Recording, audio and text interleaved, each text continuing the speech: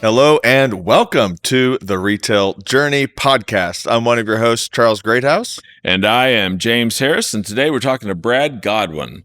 Brad is the Senior Vice President of CPG Partnerships and Client Evangelist at Breaktime Media. He's also a really good friend. Hey, welcome to the Retail Journey, thanks, Brad. Man. It's great to be here this morning. It's great to be with you guys. Yeah. Love having you here. You look good in the office. The couch and you belong together. Look good, feel good. You guys set up the furniture. I sit down. We have a conversation. Sounds like it's going to be a good Friday. Yeah. No doubt. Yeah.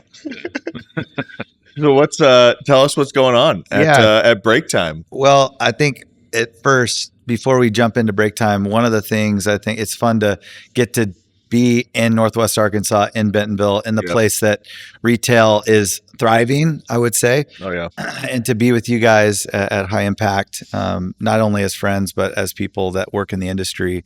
It's really fun to get to see what is happening here in Northwest Arkansas, even with the earnings that just got released yesterday. There's a lot of excitement around, wow, what this strategy that Walmart is putting into place is working, not just in physical stores, but in digital stores. And so for us at Breaktime, one of the things that we get to do is kind of sit in this, what I would call the third place of retail.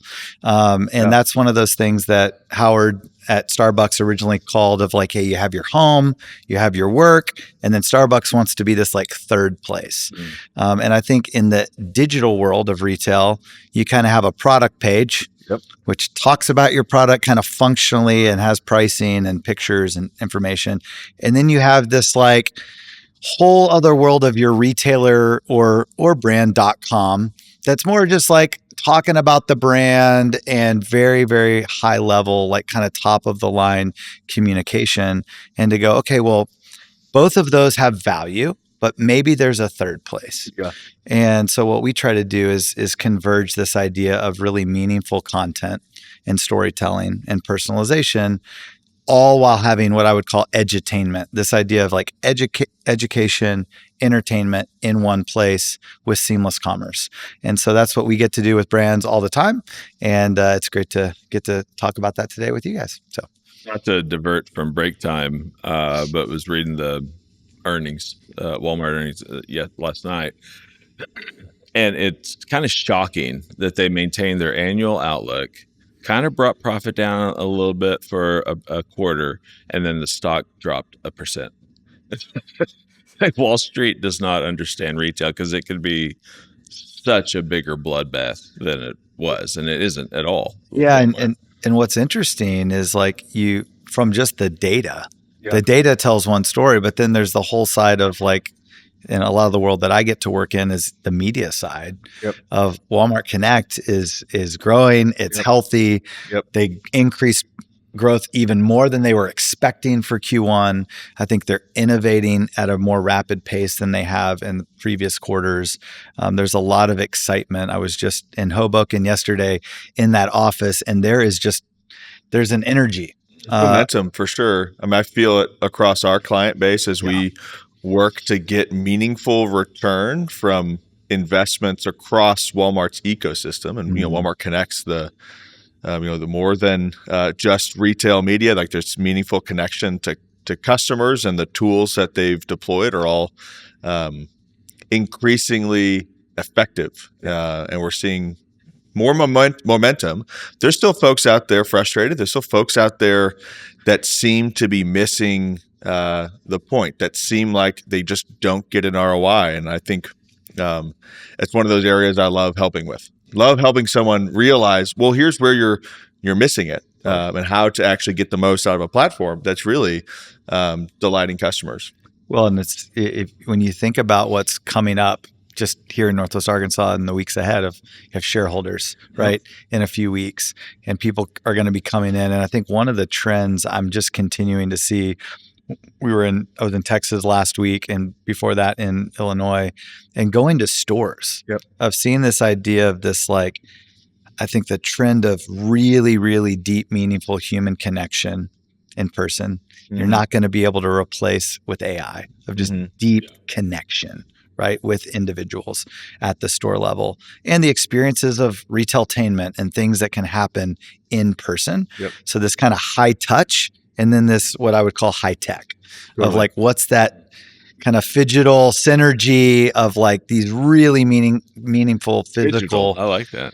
I don't know. I heard that somewhere. I did not come up with it. I'm not going to claim it first. but Digital. But you hear here. I sure did.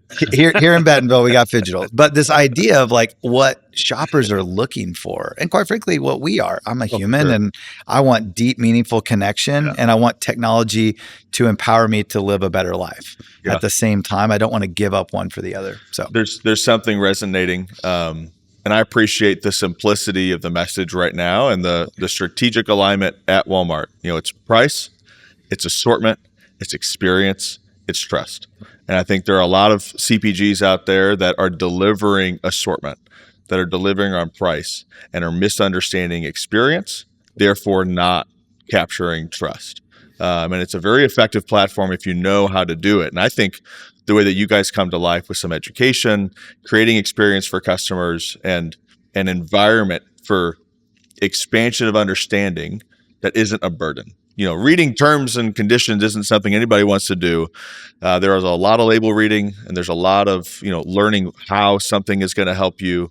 Edutainment, I think, is some edutainment goes a long way on experience and trust. Totally. Well, and I think there's a trend too that, whether it's talking to a brand manager or talking to someone who's over commerce marketing, or quite frankly, as a VP of sales in one of the offices in and around Northwest Arkansas, it's this idea that before, and I think Doug has talked about this recently, value was really focused on price. Yeah. Right. Yeah. But value now has a lot of other components to it in that equation. Experience is obviously one of them. This idea that we're building customer relationships. This is not just a exchange of we sell this product, you give us money, and then you go on your way. They're really trying to develop that trust, right? And trust comes through those relationships. And so as you can start to bring these experiences and go, hey, great, we got in the store. Awesome. We got our new item on the shelf. Great. Well, we're going to run this campaign from May 18th to June 24th. Great. Shoppers don't know that. Right. They don't shop in campaigns. You can talk They to shop yourself just really easy. It's Tuesday and my wife texts me and I need to go pick up something at the store, or my daughter needs something for volleyball or whatever it is. And so understanding that shopper centric, which I think Walmart is really starting to double down on, of like, who is our shopper? What are their behaviors? And that's something that I think they're winning at right now. Experience, trust, nexus, the Ferris Day In campaign. Have you all seen this? It's like an incredible commercial. We'll link it in the show notes. Hopefully it's linkable out there somewhere. We didn't do it, but it's so good of like being able to get medicine you need without leaving the house. I read the Walmart is within 94% of Americans are within a 3-hour delivery window from a Walmart. Yeah, I heard that. That is insane, mind-blowing. When you talk about, price and assortment is great, but it's hard to sometimes get to that store. Experience and trust. 3 hours later, are you kidding? And awesome. You think about like that delivery that they're providing and that service that now, and I think this is one of the things that was brought up yesterday in some conversations with folks that I had at Walmart Connect, is some of these categories have really complex assortments. And if I'm a shopper and I walk up to the physical shelf, for sure, it's overwhelming. Like, where do I go? What is the efficacy of this product? They're all using kind of similar jargon in their packaging. It kind of looks the same. The price architecture is similar, but is this right for me? Right. And there's this risk of like, I'm going to buy this maybe new brand that I haven't seen or a new product, but like, am I going to feel good about it? Mm-hmm. And I think that's one of the things we're realizing is a major problem to solve. That's really hard right now, even on Walmart.com, because of search and competitive conquesting and other things of like going, hey, if there's a OTC category, and we've done this with brands like Haleon and others, where it's like, hey, complex assortment of oral care. A lot of different toothpaste, Mhm. a lot of different things. Well, what if there's this personalization engine that most e-commerce and websites you go to, Charles, you go to that site, you're going to see the exact same experience as James, as me, right? Hey, it's ESPN.com, or you go to whatever the site is, Walmart.com. There'll be some past history of like, hey, here's some things you should buy again and whatnot. But if you go to a normal search term, it's going to pull those things up. But what we found is when you can personalize and have some people answer a few questions, then what if the whole commerce experience changes? Oh, well, oh, by the way, here's your exact regimen. Based on exactly what you've just told us, we've searched the 1,800 products. We've given you these 3. Here's why they're relevant. Here then, oh, by the way, is influencer content from those specific products out of all the other influencer content that's pertinent. Here's the offers if there's a Walmart cash offer or other things that are going on for those specific items. And then you click this and it carts it, right? And so it's taking somebody that used to go, oh gosh, this is going to take maybe several minutes to make a decision against, that is done in 10 seconds. Yeah. And as a data, guy, that all, I think that sounds awesome. But my question's always like, so what? Why does it matter? Does it matter? And so I'm sure you've seen some results. Yeah. I mean, like right now, for every dollar that's coming in, this is over the last 12 months, is we're seeing about a $2.87 incremental ROAS. And so I always like to say that's sometimes when I'm talking to clients and they're like, oh, I have to see a 10x return, or so-and-so said we can guarantee a 7x incremental ROAS. I'm like, then you should only ever do that. If that's actually 100%. real, Right. good for you and good for them and like good for the industry. I've never seen it. Why are you dissatisfied? Yeah, keep doing that. Keep running that machine. Put as many quarters in there as you have in kind of perpetuity. But like, I think the reality is when you can help a shopper decide what to buy in a very personalized way at scale, you see really tangible conversion. For sure. Because people go, oh, I don't now have to go through the whole category or even search terms. Right. I answer a few questions. You're giving me a personalized recommendation and I hit one button and it carts it. And honestly, it feels like not just conversion of a purchase, it's conversion of a customer. Because once I get it, I understand and it works for me, I'm sticking around. Well, if you think about, again, not something I came up with, but Simon Sinek talks about, the why, start with why. Well, if you think about that premise and then you look at most CPGs and how they're operating at retail, it's like, oh, well, just buy us because we're on deal. Right. Well, what are you then training behavior? You're training price sensitivity. So then people are going to go, oh, well, if you're not on deal, then I'm going to trade down and go into a private label, which has a great solution potentially. But if you can get someone to go, wow, I understand the reasons to believe. I understand the product efficacy. I understand the founder's story. Yeah.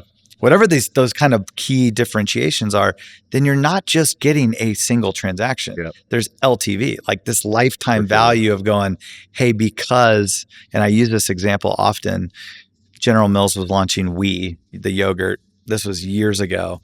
And I remember meeting with one of the marketing folks. They were telling me all the story about how this came about. Yep. I went and tried it. Well, now I bought it for like, I don't know how many years, but like years and years and lots of purchases because I understood the value of the brand, not just the price of the brand. So often as a merchant, I have had people explain a product to me in great detail. Yeah. And unfortunately, as I look at the product or even the product, the PDP, none of that's on there. And so I think it can be a bit overwhelming for folks on, all right, how do I translate some complex messages? And it feels like that's the sweet spot where Breaktime comes in and helps you take complexity, make it not only simple, but enjoyable and effective. And this is a good opportunity. Like, what is Breaktime? What does it do? I imagine a few people listening to this won't know that. Yeah. So we help shoppers decide what to buy and where to buy it. Is like a high level. I like to say we build better brand page experiences. Yeah. So if you think about the days of going, hey, in a perfect world, I mean, let's go back like 10 years when Walmart launched brand engagement pages on Walmart.com. It was like, this is 100% share of voice. I can tell my story differently than I can on a PDP. There's a lot of opportunity to tell my story in a meaningful way, or a campaign or a new product. But for us, we go, hey, oftentimes what we hear is there's potential limitations associated to whether it's we only have these modules, or you can't have this type of commerce on here, or unless you invest at a certain investment level, it's going to not be available or not. And so what we've tried to say is, what would it look like? Imagine a world you could tell the right story you want to tell in a brand safe environment with 100% share of voice. We build it in 3 weeks or less, and it's very reasonable. And everything that we build with it is a cost per engagement. So it's performance. So we build it for free, and then we drive all the working dollars to actually convert. So, yeah. Love that. And I feel like sometimes connecting all of those dots and actually bringing it to life, there's a lot of magic in execution. The strategy is great, and I think a lot of folks have approached the strategy of telling a story in a cohesive way, but executing it in a way where it's actually tied to where the customer is and how they're going to purchase and be educated is not a simple feat. Well, and so much of these, if you think about most media plans or marketing strategies, let's just keep it at marketing. You've got all these silos. Here's what we're doing for paid social. Here's what we're doing for on-site search. Here's what we're doing with our complex third-party retail media like an Instacart or whatnot. Here's what our brand teams are doing with out-of-home and connected TV and everything else.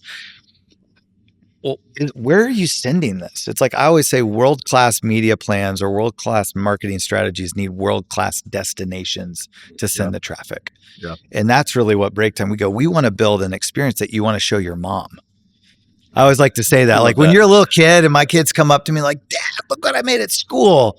You're like, this is awesome. Let's put it on the fridge, right?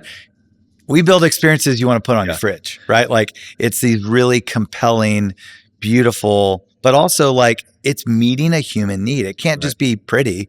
It needs to actually drive a meaningful human Talk interaction. about that for a minute, because you gave us a really good understanding of like what the purpose of Breaktime is. What's the experience?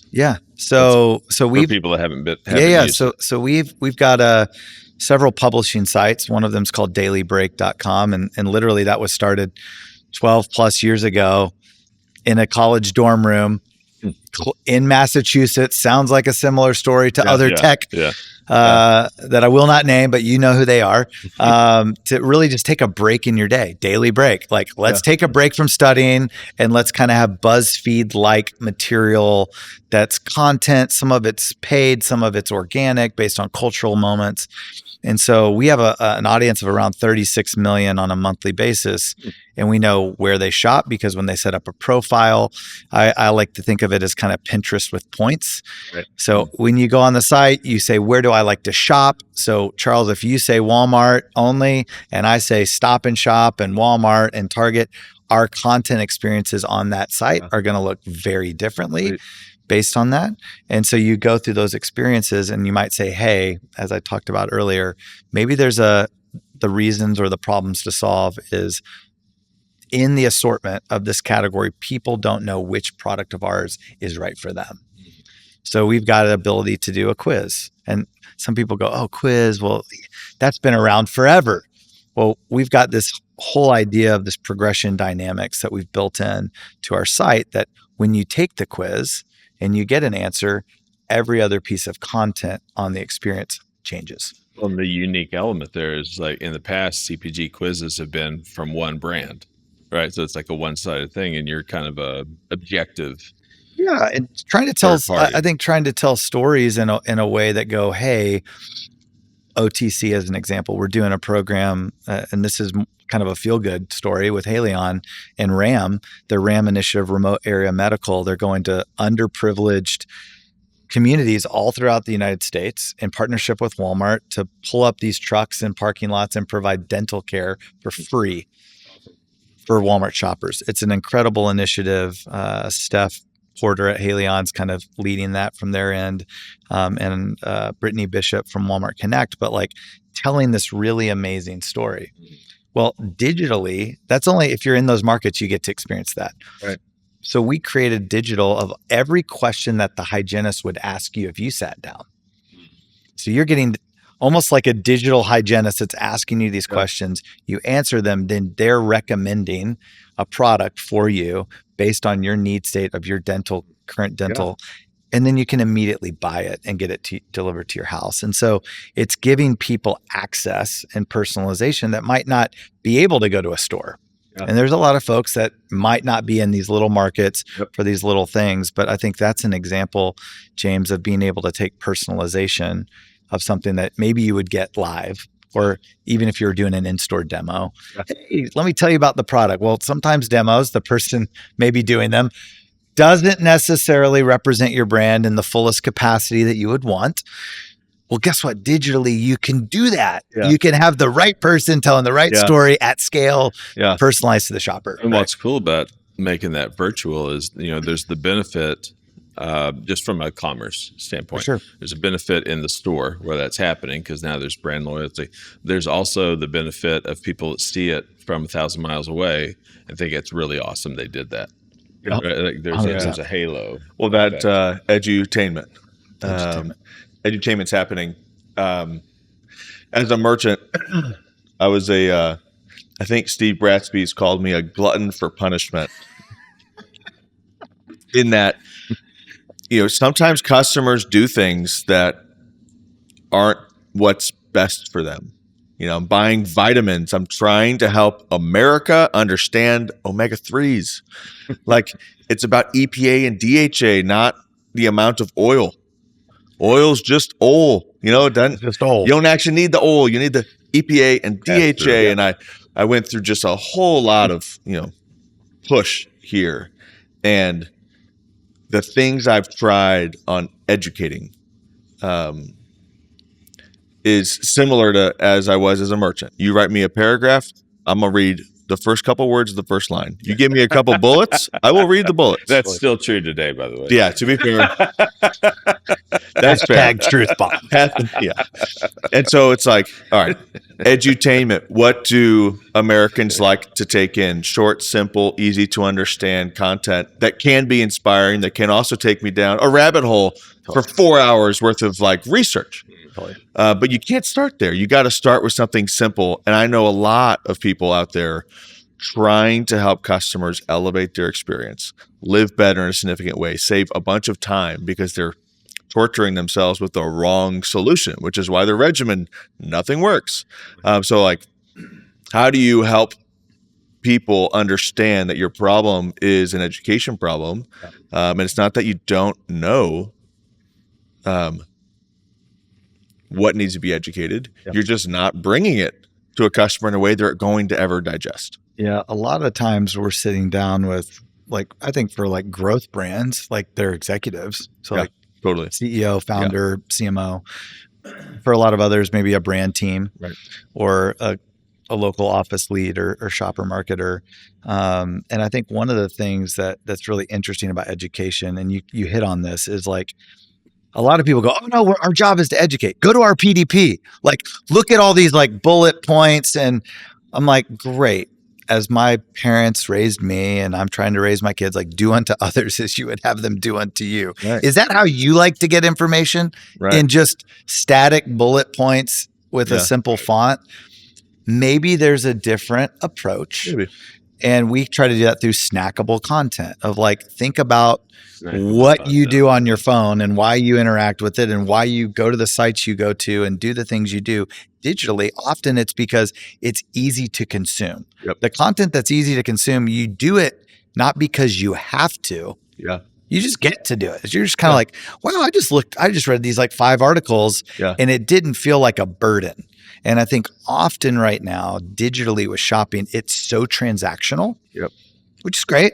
You need to have your operational principles of e-commerce where, hey, our images need to have a certain level. Our digital penetration needs to be at a certain place. Green fee. Our search term, that's just kind of the cost of showing up.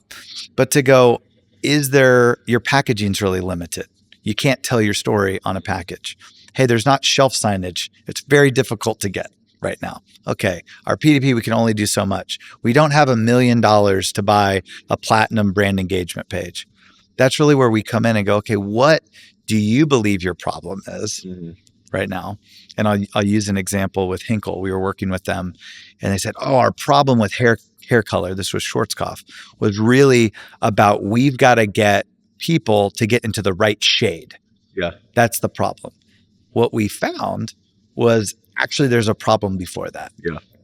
Do people feel confident that they can do this at home by themselves and they're not going to mess it up?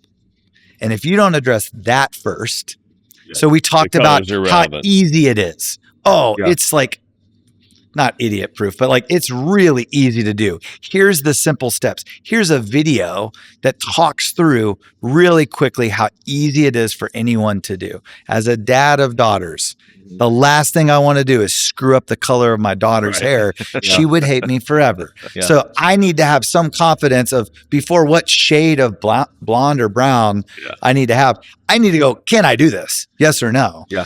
And you so can't test it on yourself. This is not follically challenged. So that is a challenge for me. But that's something I think that's really interesting of like, sometimes I think what we think the problem is, we realize as we get in, and I think that's one of the things we try to do is constantly optimizing, right? To be able to go, retail moves at a pretty insane pace right now. And things could be all good. And then you get an email. It's 10:30 on a Friday from your merchant. You're like, oh gosh, like we've got to react. And so that's one of the things I like to say for us. We try to respond and go, I don't view those people as jerks. Hey, we just got this note and we've got to like respond and change this experience, or what can we do? Okay, yeah, we'll have that live later this afternoon. And so we understand that if retail is going to continue at the pace it is, we have to create services that absolutely move at that speed or faster. Because let's say, Charles, you have 13 SKUs, 10 of them are doing great, 3 of them are not. What if we hear that, we adjust the creative, we adjust the reasons to believe to focus on those 3.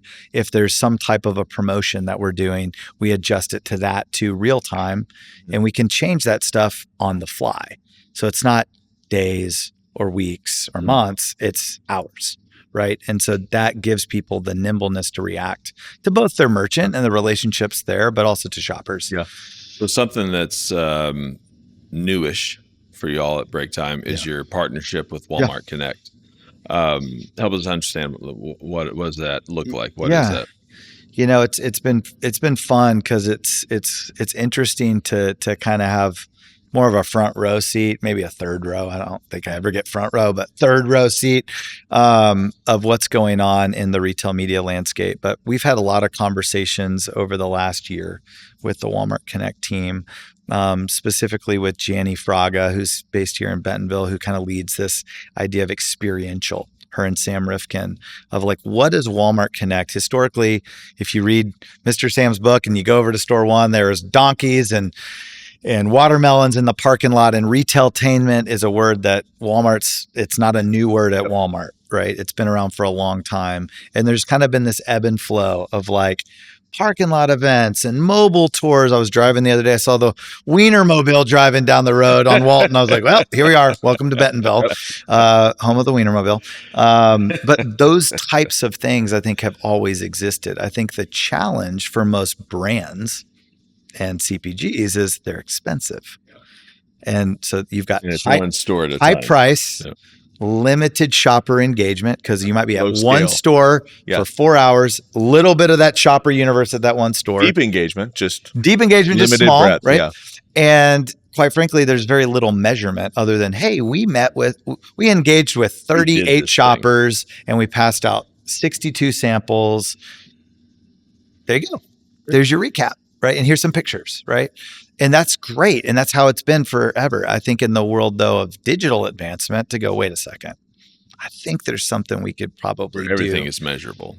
We should be able to measure this better. Right. And so we started to go, imagine a world where what if there's this like idea of a digital event, and it's not going to be the exact same engagement perfectly as what you would have a physical human meeting with another physical human, but can you take those elements that are happening there and bring them to life digitally and then have commerce woven in?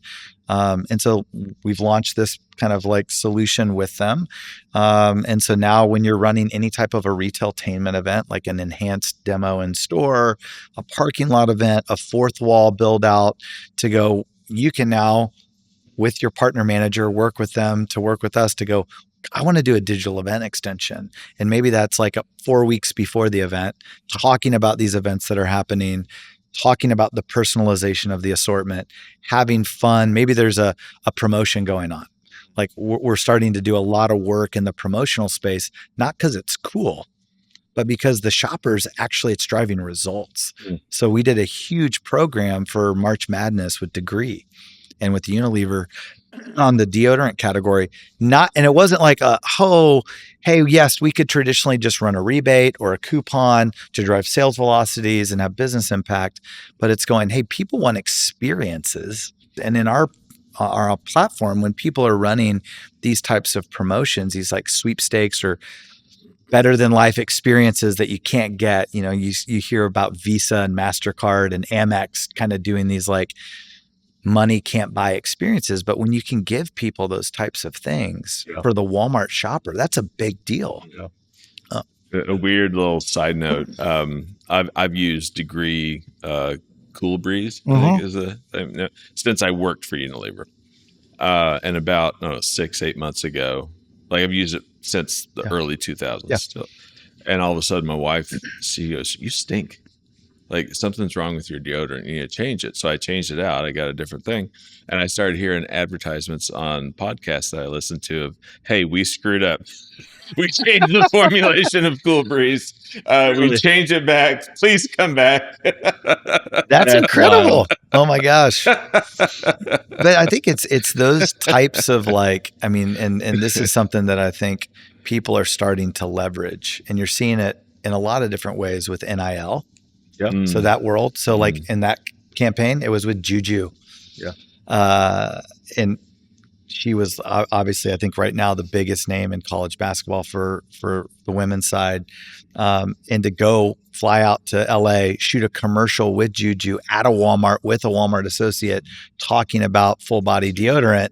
It's a way to start to go, hey, there's trends happening. Yeah. Right. NIL has nothing to do necessarily with retail or CPG, but I'm starting to see brands go, oh, wait, these people have severe or like big time impact on shoppers and what influences, and it's a way to support student athlete. Right. And so I think there's a lot of different ways you can start to see, hey, taking a business problem like March Madness, which we sponsor this at the NCAA level. How do you translate that to retail? Yeah. Like, what does that mean for the merchant? What does that mean for the category? Are you going to drive incremental traffic and sales that are going to bring in because of this investment? That's a great point, because I mean, Super Bowl's like the second largest shopping day of the year or whatever.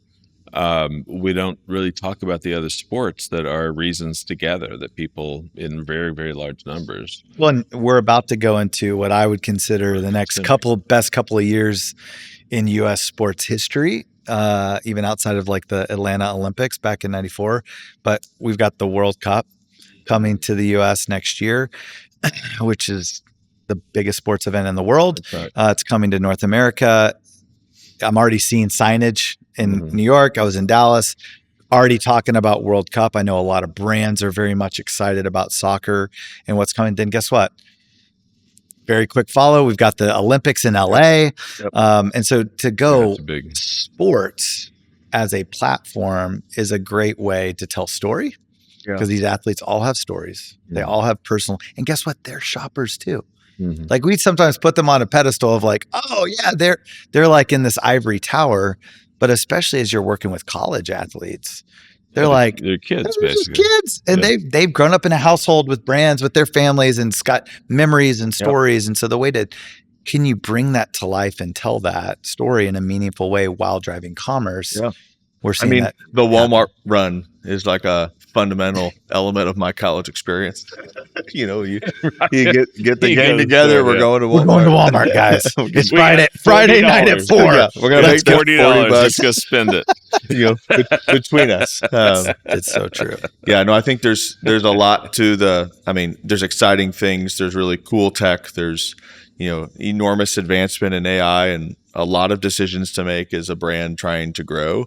I think the simplicity and fundamental nature of price, assortment, experience, trust is effective because it actually works. Yeah. And that's what when you said, it's like, well, the thing that mattered about Breaktime is like, yeah, we actually got the results. Yeah. And taking an event and then elevating what happened so that the results happen feels like my main kind of takeaway when it comes to, all right, as I'm discerning what the right things are. I think there are folks out there that are maybe not finding a 10x ROAS anywhere, are finding, perhaps customers being a bit undereducated as they might feel, or just their experiences that they've created aren't things they want to show their mom.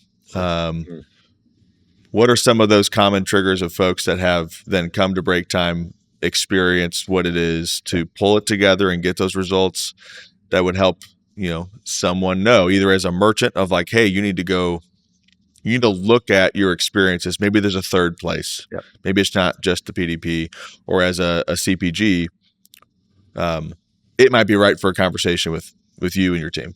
Yeah. I think some of the core reasons people are having conversations and we're drinking coffee together often is, hey, there's maybe a navigation issue or a category issue of my product. Right.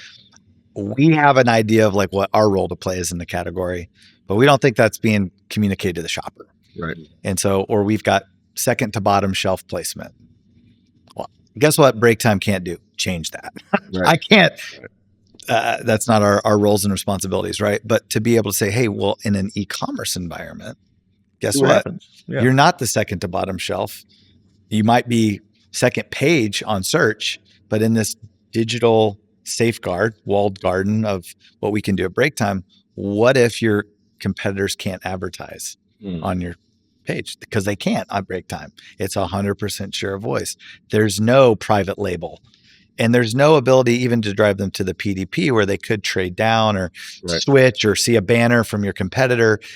We're just carting it. Right.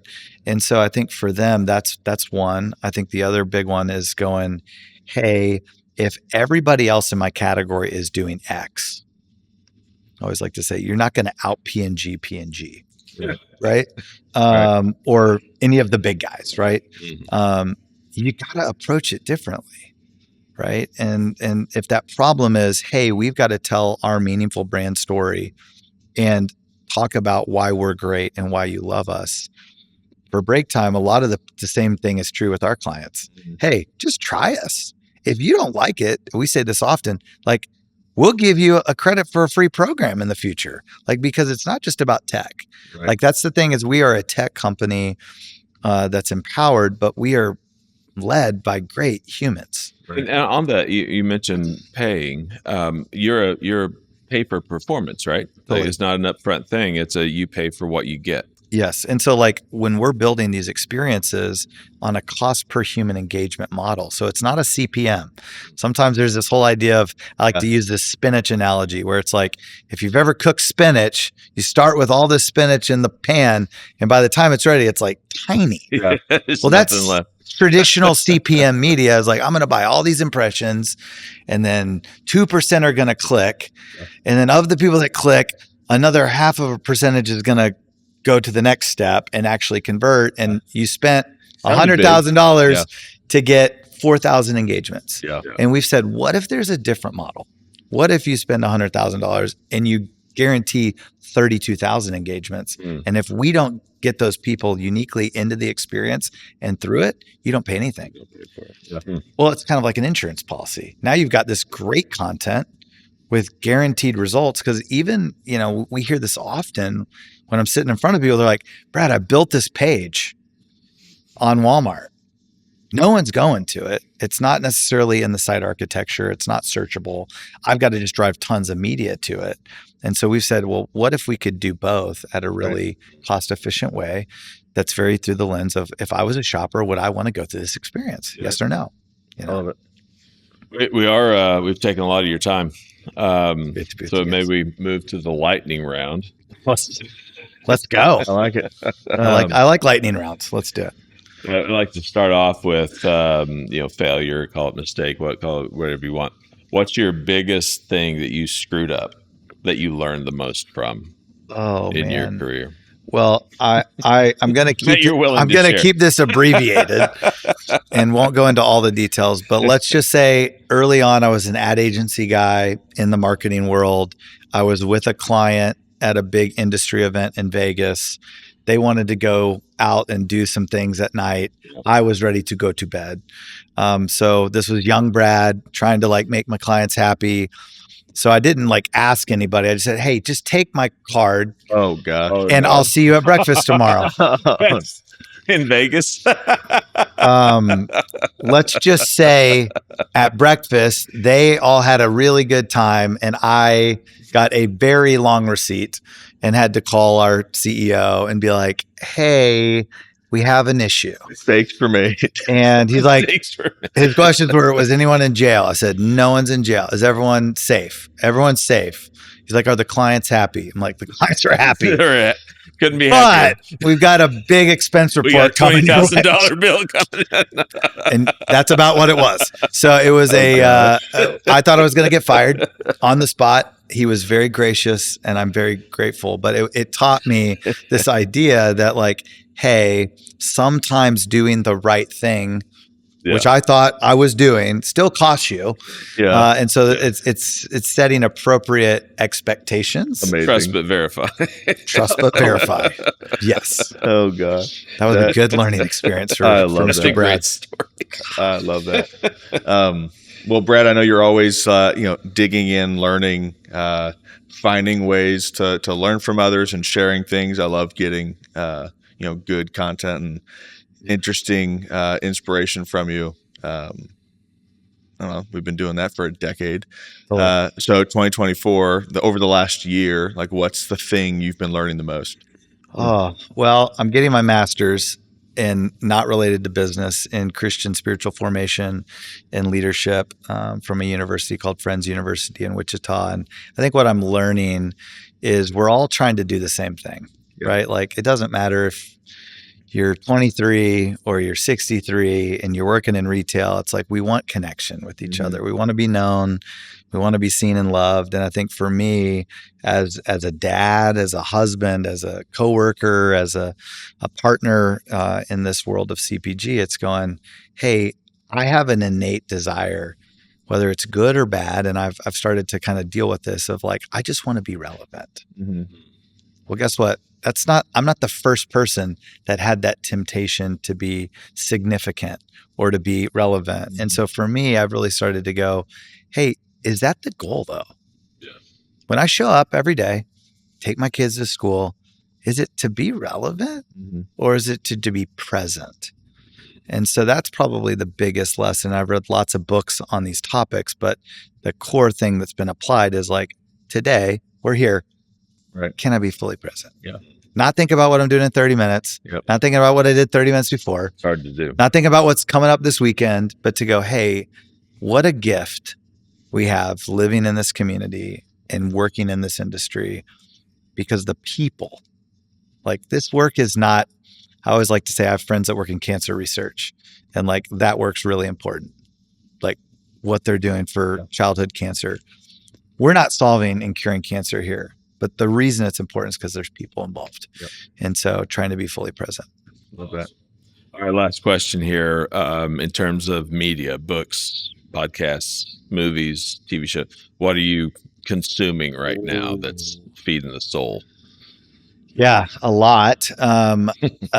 There's a book that I think is really, really interesting that's called I Told Me So. And it's about this idea that we all struggle with, this concept of self-deception of what are the stories I'm telling myself about myself every single day? And how does that come to life? And it's not necessarily an easy read, but it's been really helpful for me in the context of my coworkers, in the context of my clients, of like, hey, we're all trying to kind of be a little better than we think we are, probably as we show up in different rooms and different meetings and different spaces. But to go, what would it look like to be honest with myself about myself? Which is, I'm my hardest critic often, most days. And so what would that look like in work? In the idea of a strategy meeting, to go, I don't have to be the smartest person in the room. I'm going to give myself permission to not have to always have the last word in this conversation, to just sit and listen. So that would be it, man. Told me so. Brad, thank you for joining us today. It's been an enlightening conversation as always. So really appreciate your time, and thank you all for joining us. You can find all of our all of our podcasts, either audio, video, on our website at highimpactanalytics.com or wherever you download your normal podcasts. And thank you for joining us.